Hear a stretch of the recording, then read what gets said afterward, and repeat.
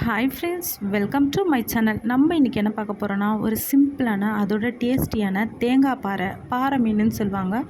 அந்த மீனோட குட்டி மீனோட ஃப்ரை தான். வாங்க ஏன் ஸ்டைலில் எப்படி செய்யுதுன்னு பார்க்கலாம்.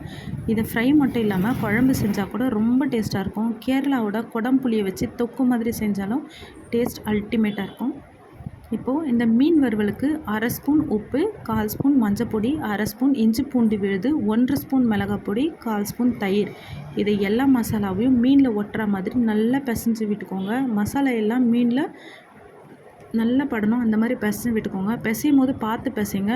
இந்த மீனில் சைடில் கொஞ்சம் பெரிய சைஸ் முள் இருக்கும், அதனால் கையில் படாமல் இந்த பக்கத்துக்கு பிசைஞ்சு மீனுக்கு ஒரு 1/2 hour ரெஸ்ட் விட்டுக்கோங்க. அந்த மசாலாலாம் மீனில் நல்லா உருட்டும்.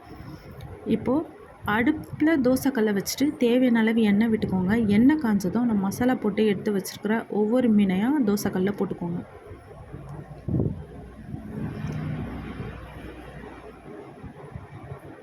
இது கூடவே ஒரு கொத்து கருவேப்பிலை மேலாக்க தூவி விட்டுருங்க. இந்த கருவேப்பிலையை எதுக்கு தூவுறோன்னா, மீனோட கவுச்சி ஸ்மெல் இல்லாமல் ஒரு நல்ல ஃப்ளேவர் கொடுக்கும். இப்போ மீன் வெந்ததும் மீனை இன்னொரு பக்கமாக நல்லா திருப்பி விட்டுக்கோங்க. இப்போ பார்த்திங்கன்னா மீன் 2 சைடும் வெந்தாச்சு.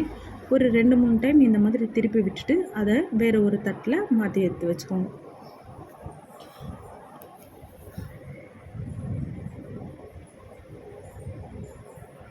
இப்போது மீதமுள்ள மீனையும் இதே மாதிரி எண்ணெய் விட்டு ஒரு மீனையும் அதில் சேர்த்து